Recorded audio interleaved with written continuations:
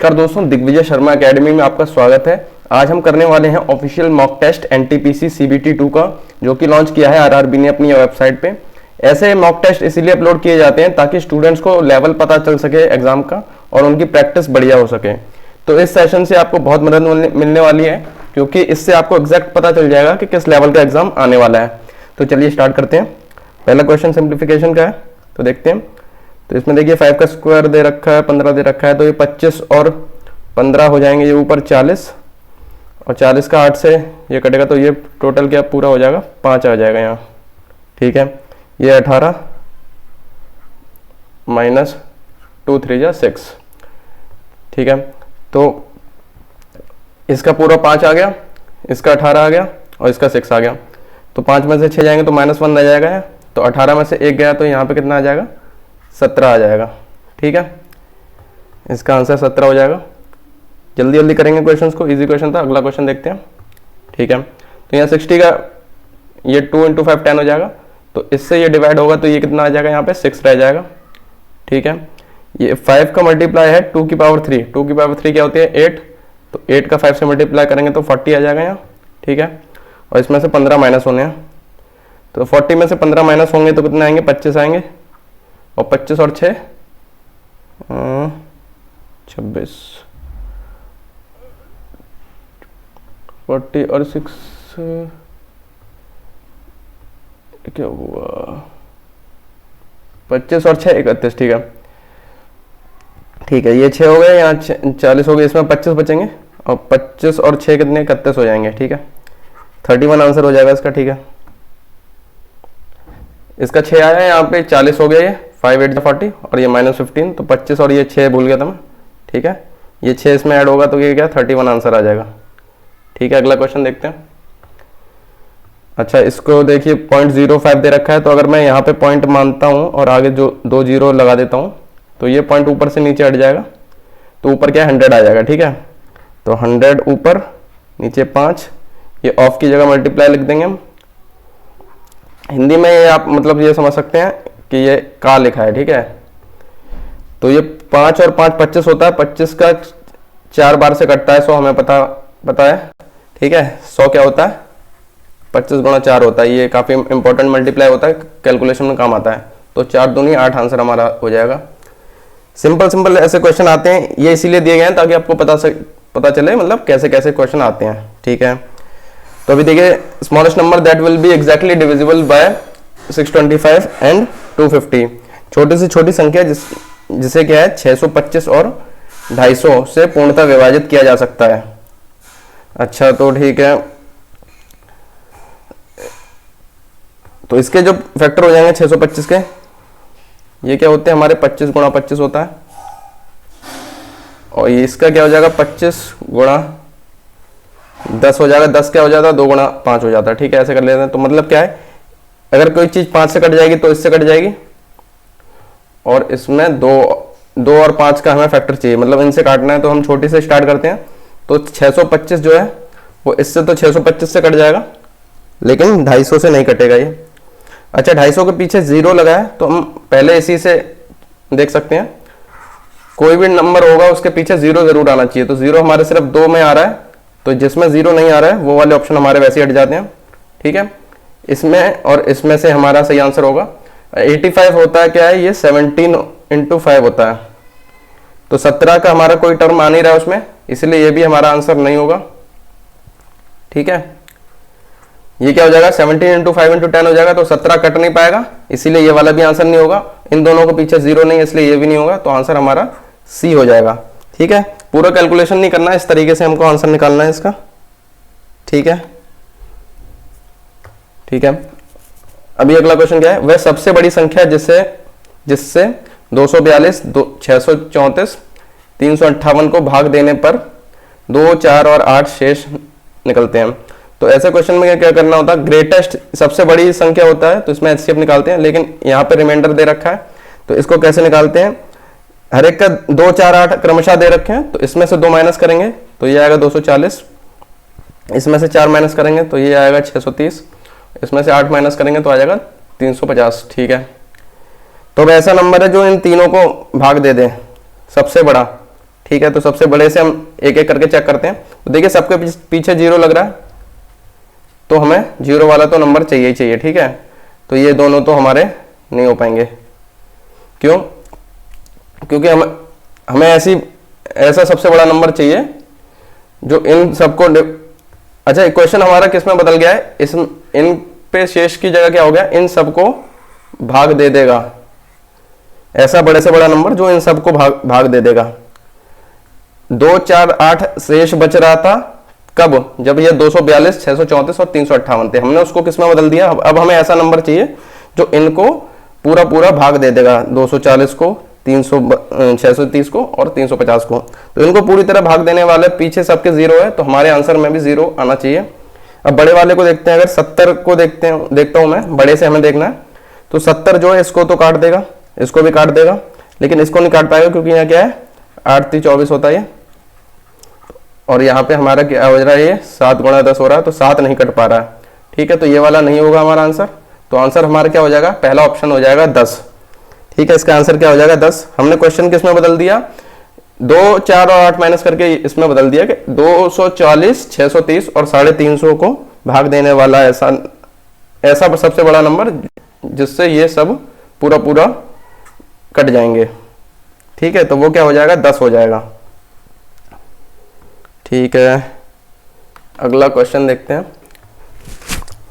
ठीक है, तो इसमें देखिए 1600 के ऊपर रूट लगाए और ये पूरा इसके पूरे के ऊपर रूट है। ठीक है, तो 1600 जो होता है वो किसका, 40 का रूट होता है। तो क्वेश्चन ऐसा बदल गया, ये 40 प्लस रूट 81 क्या हो जाता है, 9 हो जाता है। तो 40 और 9 49 हो जाता है, 49 का रूट क्या हो जाता है, 7 हो जाता है। ठीक है, इजी क्वेश्चन था ये। अगला क्वेश्चन देखते हैं। अगला क्वेश्चन दे रखा है 5/3 और 27/40 के व्युत्क्रम के गुणनफल का व्युत्क्रम। ठीक है, तो क्या करना है, पहले इनके व्युत्क्रम करने पड़ेंगे, मतलब क्या है, रेसिप्रोकल, यानी कि उल्टा करना पड़ेगा। 5/3 का हो जाएगा 3/5 और 27/40 का हो जाएगा 40/27। ठीक है, इसका गुणनफल करेंगे तो ये कट जाएगा, ये यहाँ 9 आ जाएगा और इससे कट के 8 आ जाएगा। ठीक है, अब ये कितना सॉल्व हो गया, इतना सॉल्व हो गया, व्युत्क्रम का गुणनफल कर दिया। लेकिन अब क्या कह रहे हैं, उसका भी आगे फिर दोबारा व्युत्क्रम करना है, तो इसका व्युत्क्रम दोबारा करेंगे, रेसिप्रोकल दोबारा करेंगे, तो ये क्या हो जाएगा, 9/8 हो जाएगा। तो यही हमारा आंसर हो जाएगा। इंग्लिश में देख लेते हैं, इसमें क्या कहा है, reciprocal of the product of the reciprocal. तो पहले इसका रेसिप्रोकल किया, यहाँ पे हमने ये रेसिप्रोकल किया, उसके बाद प्रोडक्ट किया, ये मल्टीप्लाई किया, उसके बाद फिर दोबारा से उसका रेसिप्रोकल कर दिया, तो ये 9/8 आंसर आ जाएगा। ठीक है, अगला देखते हैं। ठीक है, a person spend 1/4 of salary on education. तो 1/4 जो है अपने वेतन का वो कहाँ पे खर्च कर रहा है। ठीक है, यहाँ पे मिसप्रिंट हो गया थोड़ा, शिक्षा पे जो है 1/4 कर रहा है अपने वेतन का, और 1/3 कर रहा है भोजन पर, और बाकी जो बचत है, बाकी बचे हुए से को सेविंग में कर देता है। वो क्या कर रहा है, बचत राशि में कर रहा है। क्या लिखा है यहाँ पे, बचत के लिए बची हुई राशि है, जो बची हुई है बचत के लिए, मतलब 1/4 क्या है, ये एजुकेशन के लिए, शिक्षा पे है। तो यहाँ पे क्या है, हमें टोटल दे रखा है उसका, और बचत कितनी करता है वो बताया है। तो एजुकेशन पे कितना हो जाएगा उसका, शिक्षा पे कितना है, तो 1/4 है, तो 1/4 60,000 का कितना हो जाता है, 15 चौके 60, तो ये 15,000 हो जाता है। इसी तरह भोजन फूड पे कितना हो जाएगा उसका, 1/3, तो 60 का 1/3 हो जाएगा 20,000। ठीक है, बचा हुआ जो है वो बचत है, तो इसका बचा कितना हुआ, ये 20 और 35 हो गया, तो 35 में से 60 में से माइनस करेंगे तो 25,000 बचते हैं, तो ये उसकी सेविंग हो जाएगी, सेविंग यानी बचत। तो ये कितना हो जाएगा आंसर, 25 हो जाएगा। हाँ, यहाँ 35 आई, ये दोनों को जोड़ोगे तो 35 आया, 35,000, और 60 में से 35 माइनस करेंगे तो 25,000 आंसर हो जाएगा। ये उसकी बचत हो जाएगा। 1/4 शिक्षा पे, 1/3 खाने पे 1/3, तो बचा कितना, जो टोटल में से बचा वो हमारा आंसर हो जाएगा सेविंग यानी बचत पे। ठीक है, अगला क्वेश्चन देखते हैं। ठीक है, अगला क्वेश्चन देखते हैं। How many numbers between 200 and 500 are completely divisible by 3, 4, 5। 200 और 500 के बीच में कितनी संख्याएं हैं जो 3, 4, 5 से पूर्णतः विभाजित हो जाती हैं, विभाज्य हैं। ठीक है, तो ये कैसे निकलेगा? जो संख्या 3, 4, 5 से विभाज्य होगी वो क्या है, इनके एलसीएम से भी विभाज्य होगी। तो इनका एलसीएम कैसे निकलेगा? तीनों अभाज्य संख्या है, अभाज्य नहीं मतलब एक दूसरे में किसी का कोई कॉमन फैक्टर नहीं है, तो तीनों को मल्टीप्लाई कर देंगे, इनका एलसीएम निकल आएगा। आप कैसे भी एलसीएम निकाल सकते हैं, तो ये 60 आ जाएगा एलसीएम। ठीक है, 5 चौक 20, 20 तिया 60।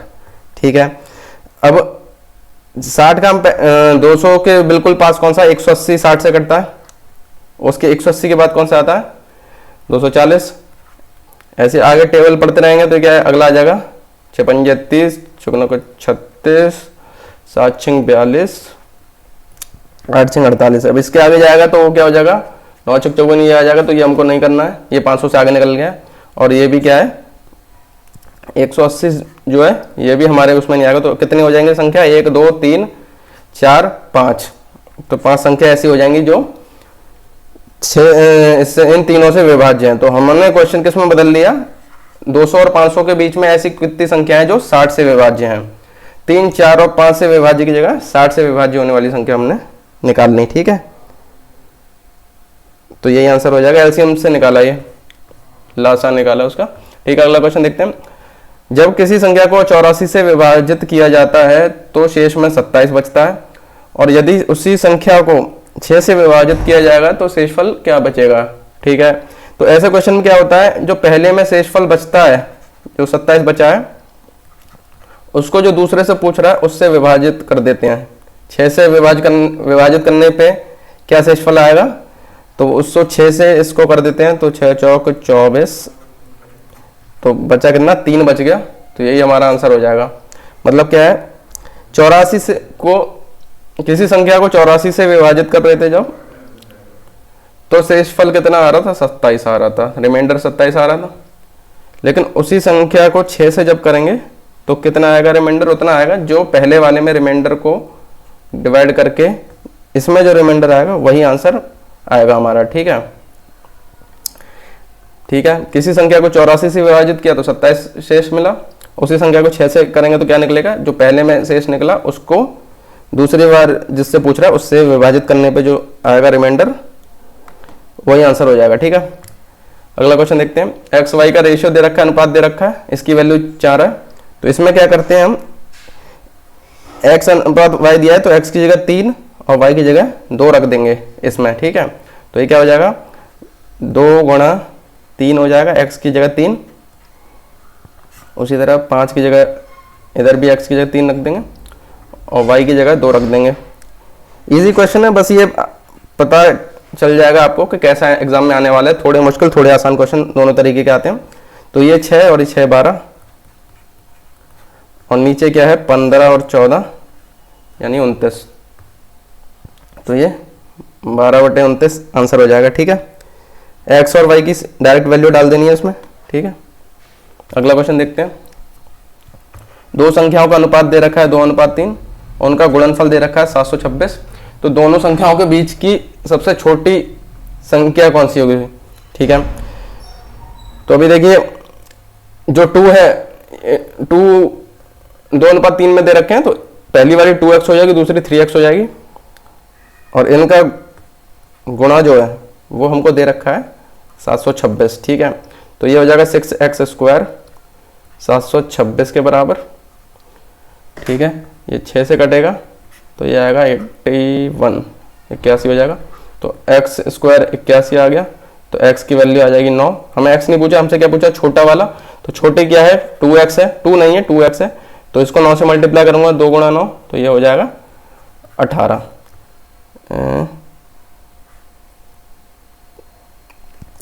ये क्या हुआ?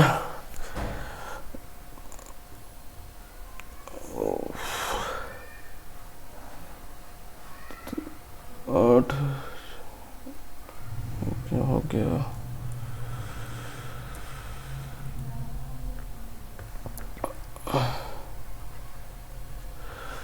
अरे पेन कहाँ गया? एक सेकंड।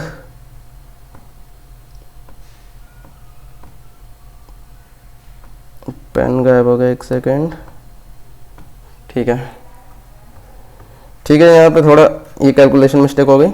6 को इससे काटेंगे तो ये क्या आएगा, 121 आएगा। ठीक है, तो 121 एक्स स्क्वायर का, एक्स स्क्वायर 121 आ गया, तो एक्स की वैल्यू क्या आएगी, 11 आ जाएगी। ठीक है, 11 आ जाएगी, तो 11 का 2 से मल्टीप्लाई होगा तो ये हो जाएगा हमारा 22, तो आंसर 22 आ जाएगा। ठीक है, यहाँ कैलकुलेशन मिस्टेक होगी थोड़ी सी। ठीक है, यहाँ पे क्या है, 6x स्क्वायर को दोबारा बता देता हूँ, 726 के इक्वल रखेंगे तो एक्स स्क्वायर क्या हो जाएगा, 6 से कटेगा ये तो 121 हो जाएगा। ठीक है, तो x आ गया फिर 11 और 2x हो गया ये 22। ठीक है ठीक है, अगला क्वेश्चन देखते हैं। एक पंचायत चुनाव में 4 उम्मीदवार हैं, उनको इतने इतने वोट मिले हैं और जीतने वाले उम्मीदवार का वोट प्रतिशत बताना है हमको। ठीक है, तो इसमें थोड़ा कैलकुलेशन वाला क्वेश्चन है ये, तो ये हर एक के नीचे सिंपल तरीके से कैलकुलेशन करनी पड़ेगी इसकी। ये 32 1132526। ठीक है, तो ये टोटल हो जाएगा 6 और 4 10, 1 6 2 8 और 1 9, 5 4 4 4 8 और 6 14 का 4 1 5 6 और ये 7 और 8 9। ठीक है, 10 के 1 6 7 8 1 9 8 और 6 14, ऐसे लगा 1 5 6 7 8 1 9। ठीक है, 9490 टोटल आ गया हमारा, 9490। और हम जीतने वाले को वोट कितने मिले हैं, सबसे ज़्यादा जीता कौन है, ये 5432 ये वोट मिले हैं, तो इसका प्रतिशत निकालना है हमें। ठीक है, 100 से मल्टीप्लाई कर देंगे। अब देखिए इसमें अगर मैं इसको 9490 है, इसको 10,000 मान लेता हूँ, तो देखिए प्रतिशत कितना आ जाएगा हमारा, ये 0 से 0 कट जाएगा और ये 2 0 का है यहाँ पे लग जाएंगे, तो 54.32 आ जाएगा।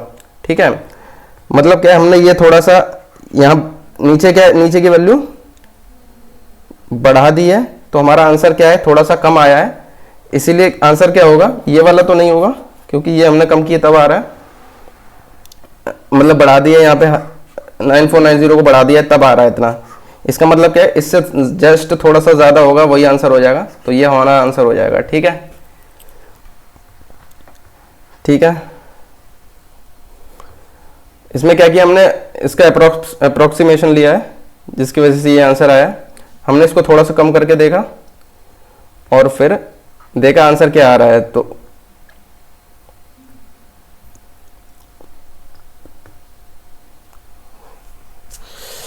ठीक है, तो हमारा अगर 10,000 होता तो ये 54.32 आता, तो इसको हमने थोड़ा सा बढ़ा दिया यहाँ पे, इसकी वजह से ये आंसर कम आया। इसको अगर ओरिजिनल होता तो ये इतना ही आता है। ठीक है, ये यूज़ करना पड़ेगा हमको, ऐसा पूरी कैलकुलेशन करने की जरूरत नहीं क्योंकि ऑप्शन बहुत अलग अलग दे रखे हैं यहाँ पे।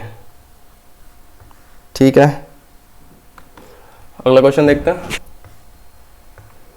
2 नंबर दे रखे हैं, 2 संख्याएं एक तीसरी संख्या से क्रमशः 30% और 20% कम है, पहली 2 संख्याओं का अनुपात बताना है हमें। ठीक है, तो अगर 2 संख्याएं, तीसरी संख्या को 100 मान लेता हूं, तो पहली संख्या हो जाएगी 70 क्योंकि 30% कम है, और दूसरी क्या है 20% कम है तो 80 हो जाएगी।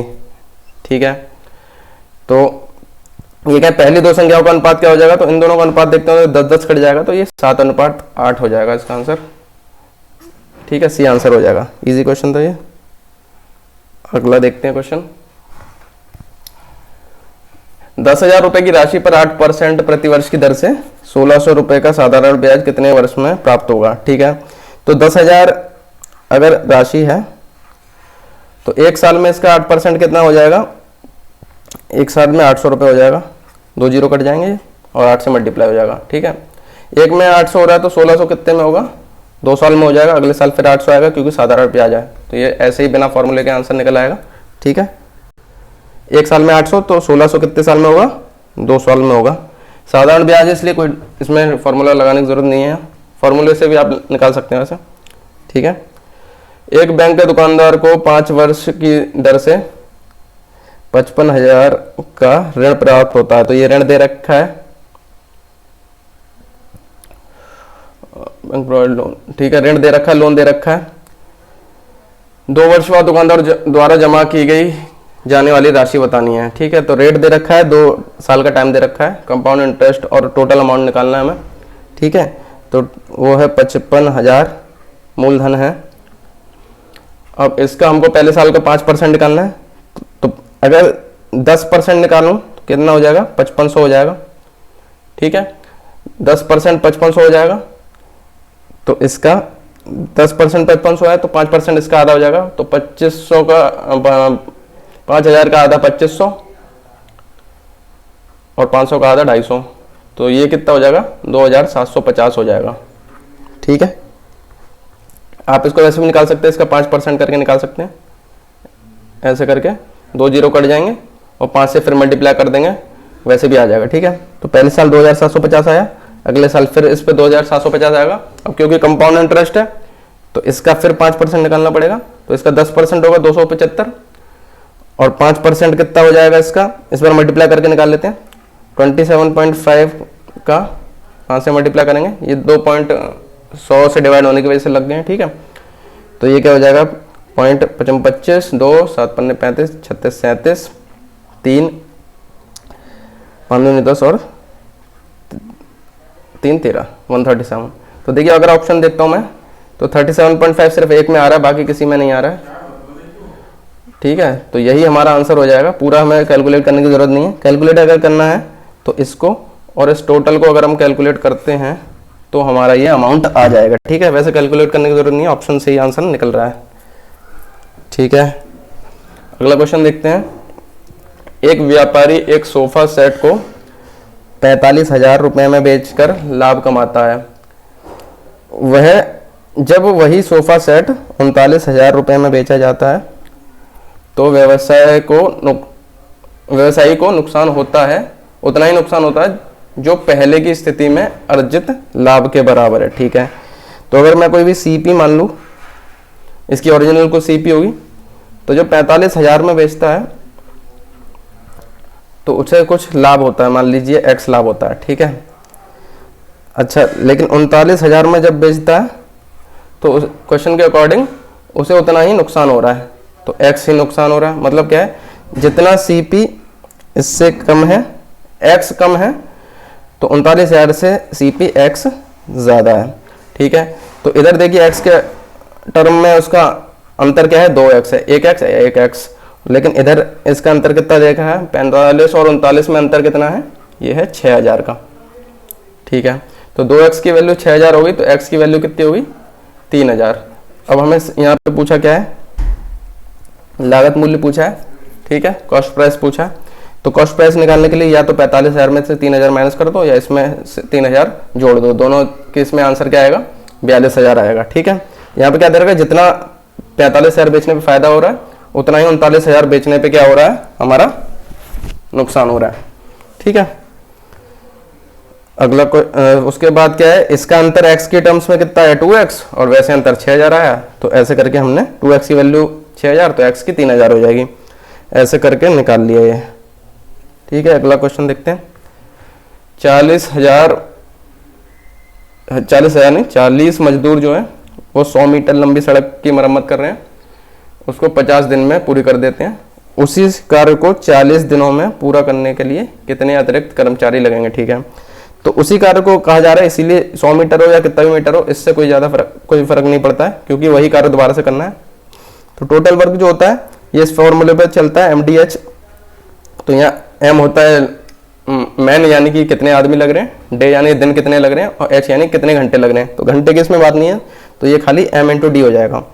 तो इसका टोटल कुल कार्य हो जाएगा, टोटल वर्क हो जाएगा M यानी 40 और D यानी 50 दिन, 40 मजदूर 50 दिन, ठीक है। अच्छा, दूसरे केस में क्या है, 40 दिन है तो दिन की जगह तो 40 हो गया, लेकिन मजदूर कितने हैं उसे x मान लेते हैं, ठीक है। तो इस 40 से ये 40 कट जाएगा, उधर जाएगा तो x की वैल्यू, मतलब दूसरे केस में मजदूर कितने इस्तेमाल हो रहे हैं, 50 हो रहे हैं। लेकिन हमसे ये नहीं पूछा दूसरे केस में कितने मजदूर इस्तेमाल हो रहे हैं, यहाँ पूछा कितने अतिरिक्त कितने हैं। तो पहले 40 थे, अब कितने अतिरिक्त हो गए, 10 हो गए, ठीक है। तो 10 अतिरिक्त हो गए। MDH वाले फॉर्मूले से आसानी से निकल आते हैं क्वेश्चन ये। अगला क्वेश्चन देखते हैं, ठीक है। एक खाली तालाब को भरने में के लिए 2 पाइप का इस्तेमाल हो रहा है, A B। ए क्या है, अकेले 70 घंटे में भर देता है, B 80 घंटे में। यदि दोनों A और B साथ खोल दिए जाएंगे तो तालाब भरने में कितना टाइम लगेगा, ठीक है। तो A कितने टाइम में भर रहा है, 70 में, B भर रहा है 80 में। सिंपल क्वेश्चन है, जल्दी से कर देते हैं इसको। तो इनका एलसीएम ले लेंगे, ये 560 आ जाएगा। तो ये इसका एफिशिएंसी यानी कि कार्य क्षमता 8 आ जाएगी, इसकी 7 आ जाएगी। अब दोनों मिलके करेंगे तो कितना टाइम लगेगा, 560 को 15 से डिवाइड करना पड़ेगा। 15 क्या है ये, 8 + 7, दोनों को 7 पूछा इसलिए दोनों को ऐड कर दिया। तो 15 × 45 110, 15 × 7 105 होता है। तो देखिए 37 सिर्फ एक में आ रहा है, इसमें आ रहा है, तो ये आंसर हो जाएगा, ठीक है। एक नज़र ऑप्शन पे हमेशा रहनी चाहिए, तो आगे सॉल्व करने की जरूरत नहीं पड़ती है, ठीक है। आप चाहें तो आगे सॉल्व कर सकते हैं, आंसर यही आने वाला है, ठीक है। Train with speed of 60 km/h cross A lamp post in 2 minute length of train. तो ऐसे क्वेश्चनों में क्या होता है, ये फार्मूला यूज होता है, distance equal to speed into time, दूरी, चाल और समय, ठीक है। तो दूरी जो होती है वो हमेशा लेंथ ऑफ ट्रेन यानी कि लंबाई को माना जाता है ट्रेन की। ट्रेन कितनी लंबाई है उसको हम दूरी में मानते हैं, ठीक है। स्पीड और टाइम फिर जो दे रखा है वही करते हैं, ठीक है। तो ये लंबाई निकालनी है हमें। स्पीड क्या हो जाएगी, 60 km/h। अब क्योंकि ये km/h में हमें आंसर मिनट में दे रखा है और यहाँ मीटर में दे रखा है, तो इसे मीटर प्रति सेकंड में कर लेंगे। तो इसके लिए 5/18 से मल्टीप्लाई करना पड़ेगा, ठीक है। उसके बाद टाइम क्या है, 2 मिनट दे रखा है, तो 2 मिनट यानी 120 सेकंड होता है, ठीक है। अभी सॉल्व कर लेंगे। तो ये 6 से कटेगा, ये 10 बार, 6 से कटेगा ये 3 बार, 3 से ये कट जाएगा 40 बार। तो क्या हो गया हमारा 5 चौक 20 और 20 के आगे 2 जीरो और लग जाएंगे, तो यह जगह 2000 मीटर हो जाएगा, ठीक है। तो इसमें इंपॉर्टेंट क्या है, ये distance equal to speed into time use होता है। डिस्टेंस की जगह ट्रेन की लंबाई लिख दी जाती है और स्पीड को क्या है मीटर/सेकंड में या km/h में बदल दिया जाता है 5/18 से मल्टीप्लाई करके। km/h पे हैं तो 5/18 से करेंगे तो मीटर/सेकंड, और मीटर/सेकंड में है तो 18/5 से मल्टीप्लाई किया जाता है, ठीक है। एक समचतुर्भुज के एक विकर्ण की लंबाई दे रखी है 12 सेंटीमीटर, क्षेत्रफल दे रखा है।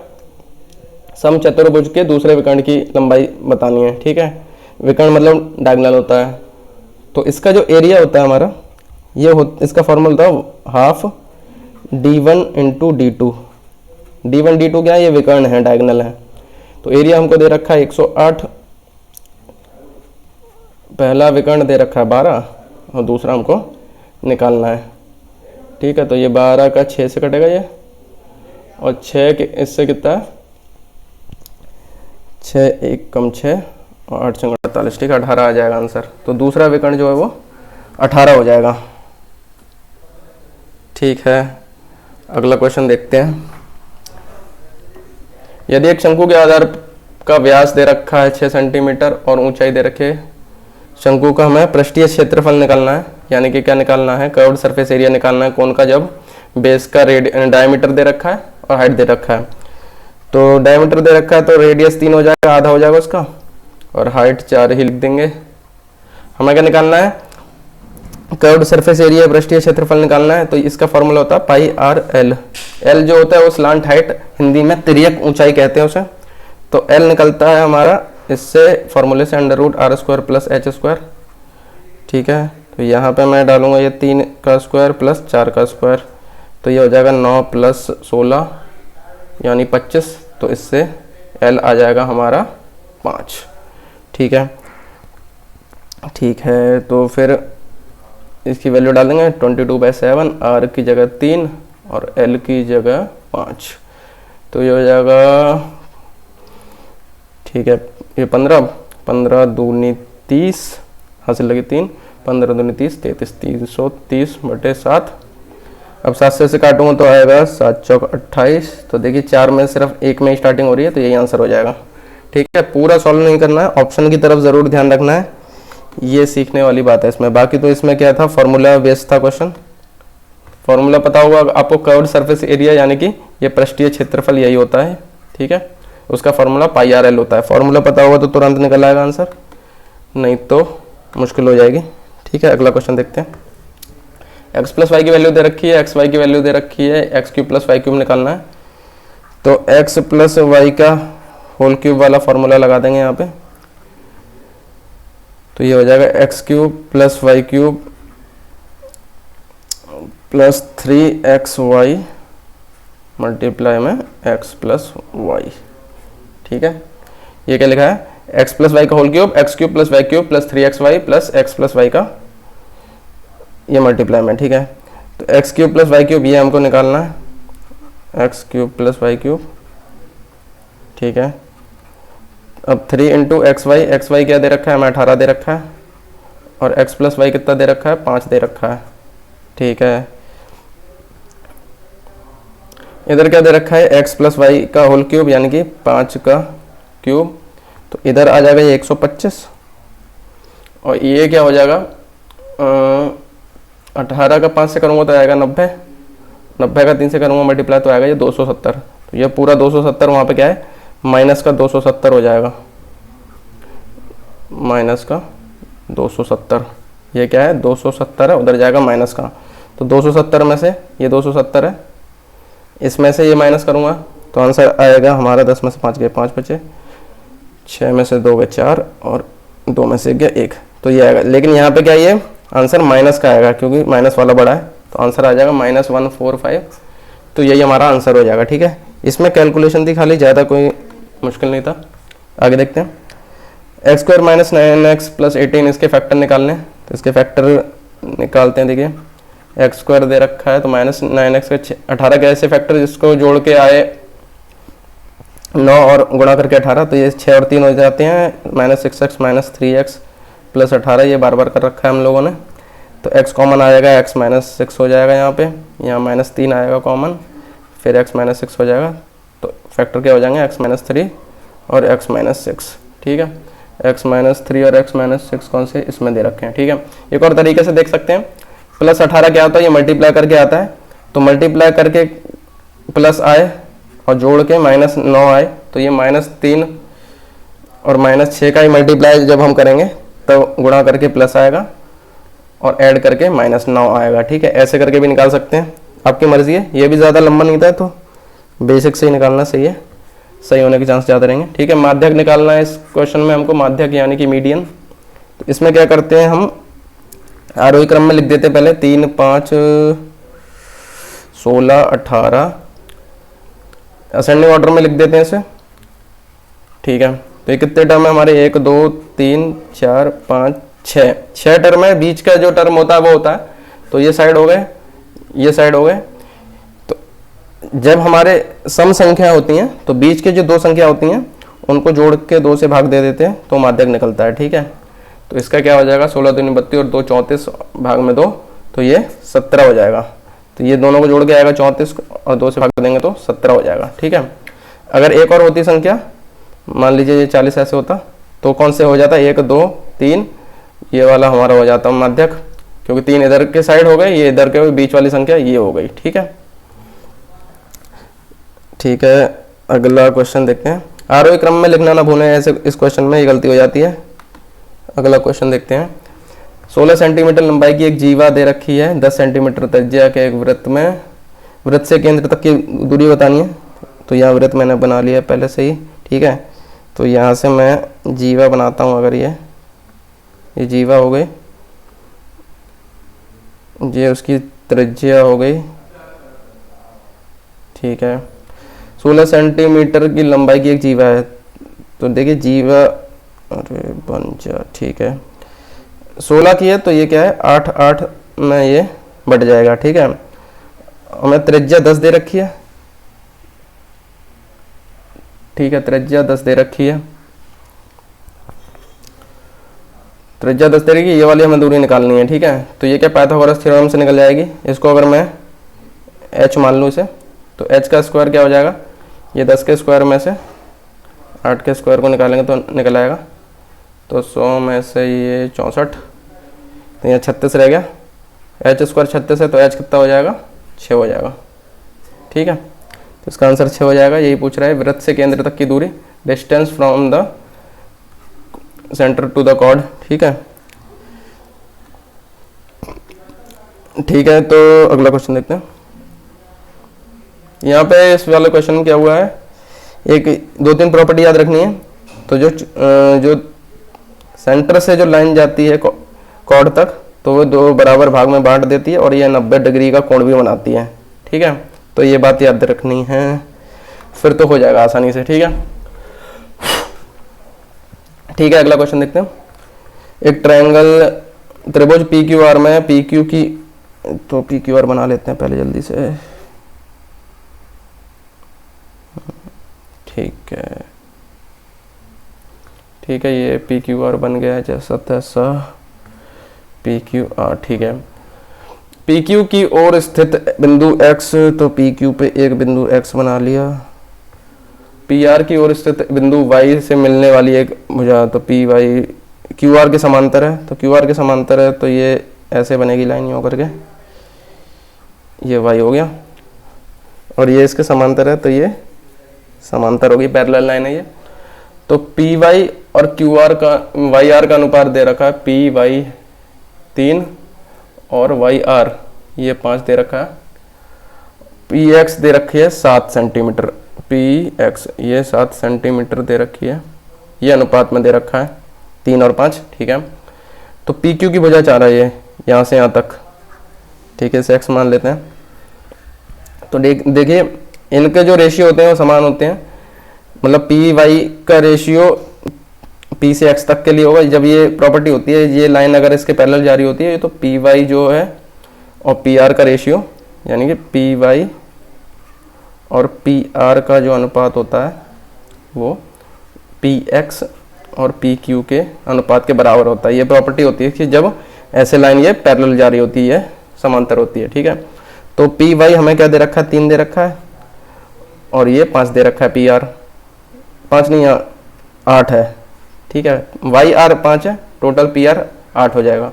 ठीक है, पी एक्स दे रखा है 7, और ये वाला निकालना है। ठीक है,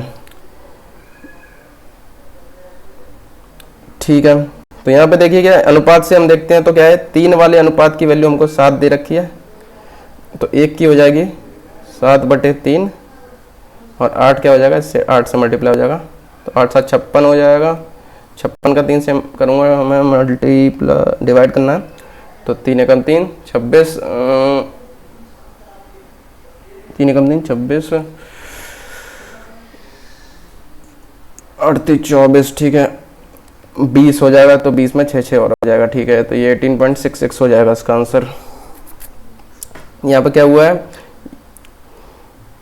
x उधर जाएगा, ये 3 नीचे आ जाएगा, और 8 इधर मल्टीप्लाई हो जाएगा, वही यहाँ पे कर दिया है। ठीक है, ठीक हुआ है, ठीक ही हुआ है। ठीक है, 26 8 3 24। ठीक है, 18.66 ये आंसर होगा इसका, ये वाला। ये प्रॉपर्टी याद रखनी है, ये वाली रेशियो वाली। ठीक है, अगला क्वेश्चन देखते हैं। अच्छा, इसको सॉल्व करना है।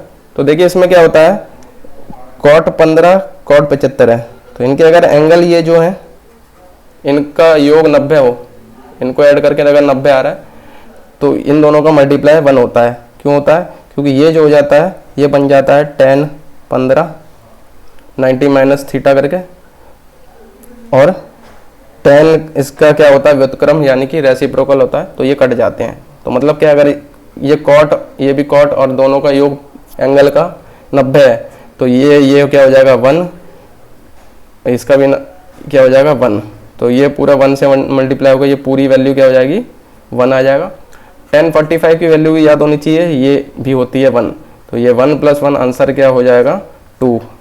ठीक है, तो एंगल सेम है, तो ये किस किस में होता है, एक इसमें कॉट में हो रहा है, कॉट में तुम्हारा यहाँ 15 है और ये 75 है, तो ये एंगल का योग क्या 90 आ रहा है, तब ये प्रॉपर्टी हो जाएगी कि ये क्या हो जाएंगे, मल्टीप्लाई होंगे तो 1 हो जाएंगे, ये एक दूसरे के इक्वल हो, रेसिप्रोकल हो जाते हैं फिर, जैसे ऊपर बताया यहाँ पे।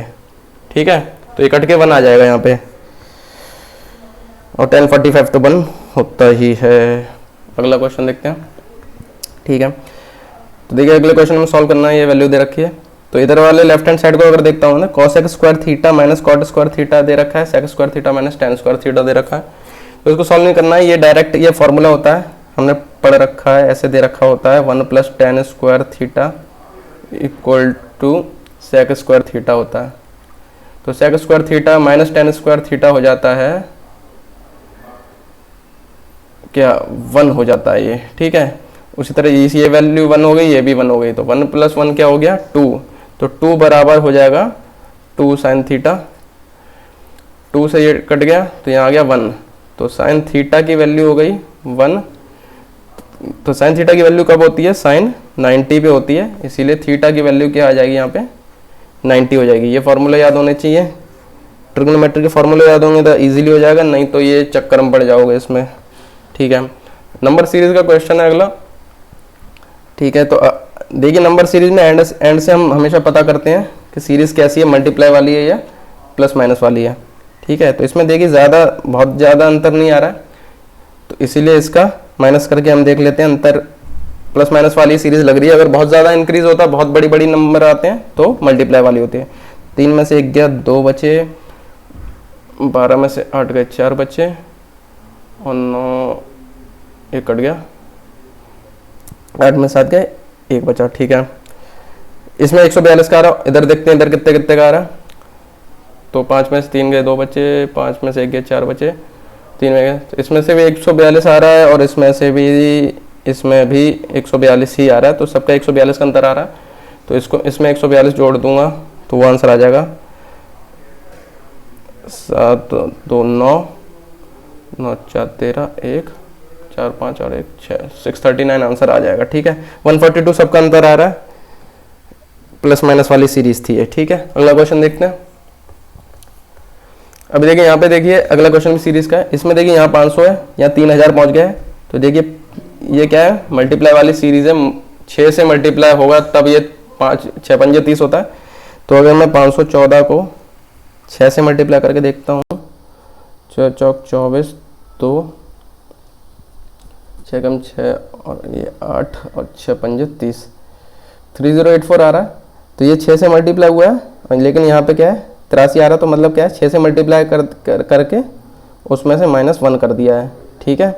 अभी इधर देखते हैं, तो इधर देखिए क्या आएगा, ये 5 को 2 से मल्टीप्लाई कर दूंगा तो अभी सीरीज समझ आ रही है, फिर -1 कर दूंगा।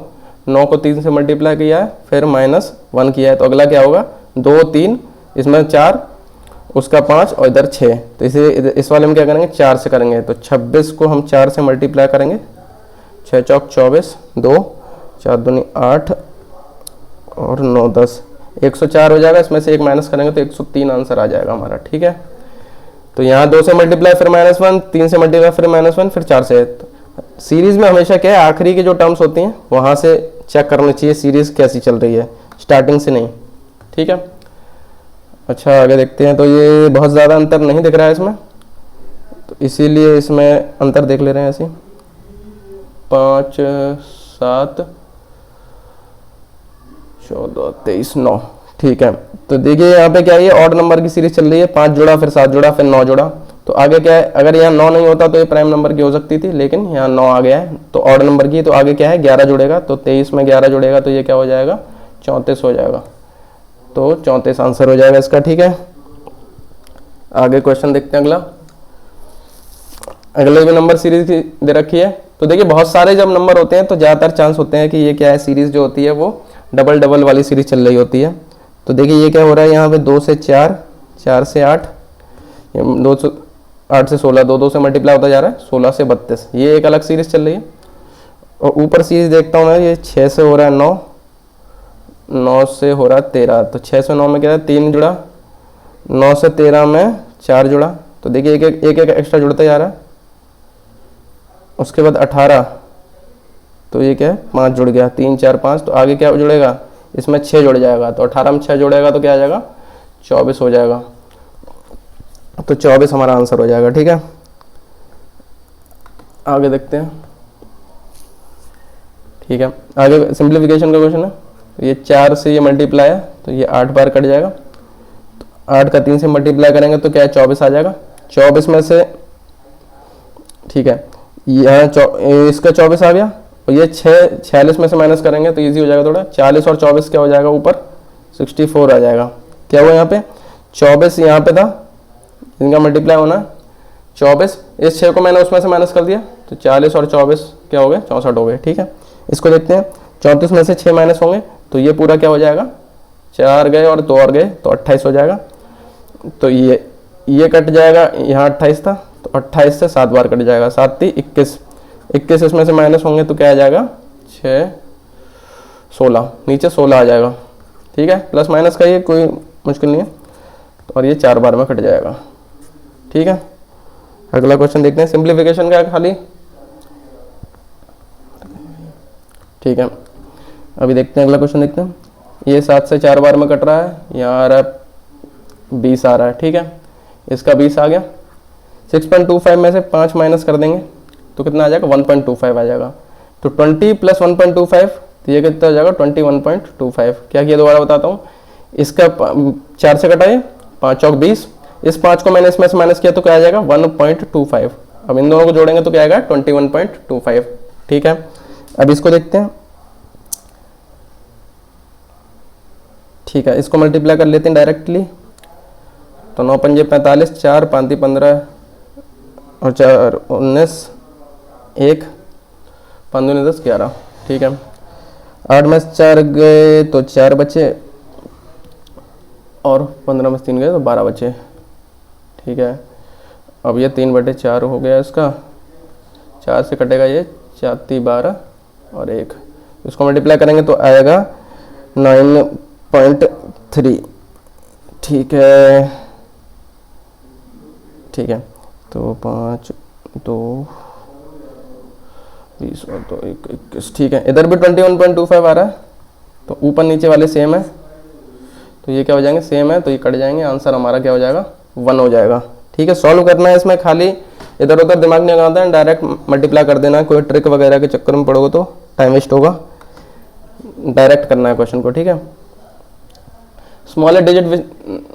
Smallest 6 digit number which is completely divisible by 4 8 12 16, इन सब से विभाजित होने वाली 6 अंकों की सबसे छोटी संख्या। ठीक है, तो देखिए इसमें क्या है, हमारे अलग अलग ऑप्शन दे रखे हैं। तो इसमें देखिए हमें 4 से 8 से 16 से 12 से सबसे विभाजित होना। तो सम में क्या है 12 का जो होता है उसका सम वाले का चेक कर सकते हैं, ऑप्शन एलिमिनेट कर सकते हैं। तो 12 में क्या है 3 × 4 होता है। तो देखिए सब में इवन दे रखे हैं तो उसका कोई ज़्यादा चेक करने का बनता नहीं है। ठीक है, इसलिए 3 वाला चेक करेंगे। तो 3 वाले नंबर सम से हम चेक कर सकते हैं। इसके कितने आ रहे हैं 3 2 6 1 7, तो इसमें 7 आ रहा है तो ये तो नहीं कटेगा। इसमें 9 आ रहा है तो ये हो सकता है। 7 और 1 8 तो ये भी नहीं होगा। 9 1 10 तो ये भी नहीं होगा। ठीक है, इनमें से सिर्फ बी आंसर हो रहा, क्यों? क्योंकि ये 12 से कटेगा, हर सबसे कटना है तो 12 से भी कटेगा, और 12 से कटेगा तो 3 से भी कटेगा। और 3 से कटने की प्रॉपर्टी होती है इनके नंबरों को जोड़ देते हैं। इसमें 9 आ रहा है, इसमें 7 आ रहा है, इसमें 8 आ रहा था, इसमें 10 आ रहा था, तो और किसी में नहीं कट रहा है, सिर्फ 9 वाला हमारा 3 से कटता है। इसीलिए आंसर क्या हो जाएगा हमारा, ये बी हो जाएगा 100800। ठीक है, ऐसे ऑप्शंस का इस्तेमाल करना है। पूरा हर बार सॉल्व करोगे तो टाइम नहीं बच पाएगा। ठीक है, 20 मीटर ऊंचाई के बिजली के खंभे ने जमीन पर 20√3 मीटर, ये रूट है ये, ठीक है, मीटर लंबाई की छाया डाली है। उस समय सूर्य का उन्नयन कोण बताना है। ठीक है, उन्नयन कोण एंगल ऑफ एलिवेशन होता है। ऐसे क्वेश्चन में ये लगता है डायरेक्ट फॉर्मूला नहीं है, tan थीटा का ये लगता है। ठीक है, तो यहाँ पे कोई ऊंचाई वाली चीज होती है वो यहाँ पे है। तो 20 मीटर की ऊंचाई का बिजली का खंभा है तो ये 20 मीटर हो जाएगा यहाँ पे।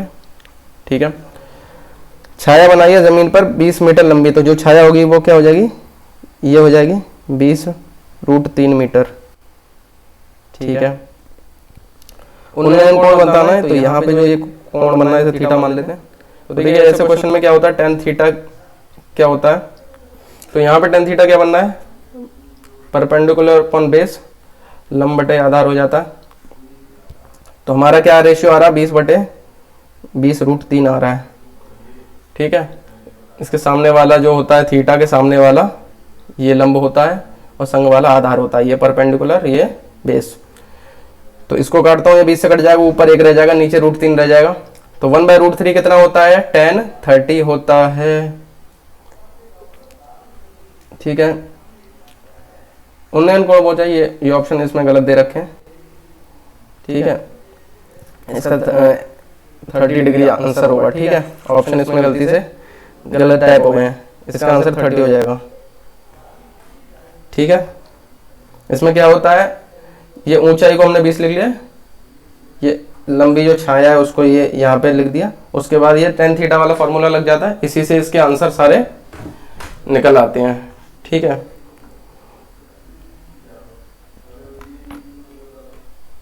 ठीक है, तो सारे क्वेश्चन हमारे खत्म हो चुके हैं। अगर आप एंड तक बने रहे तो आपको बहुत बहुत धन्यवाद है। ऐसे ही और भी सेशन में लेके आने वाला हूँ, इसलिए दिग्विजय शर्मा एकेडमी को आप सब्सक्राइब कीजिए और मेरे साथ ऐसे ही बने रहिए। आगे और भी ऐसे अच्छे अच्छे सेशन आने वाले हैं, और आपकी कोई क्वेरी है तो आप कमेंट सेक्शन में ज़रूर लिखिए, मैं उसका पूरा सॉल्यूशन लेके आने की कोशिश करूँगा। और मिलते हैं अगले वीडियो में।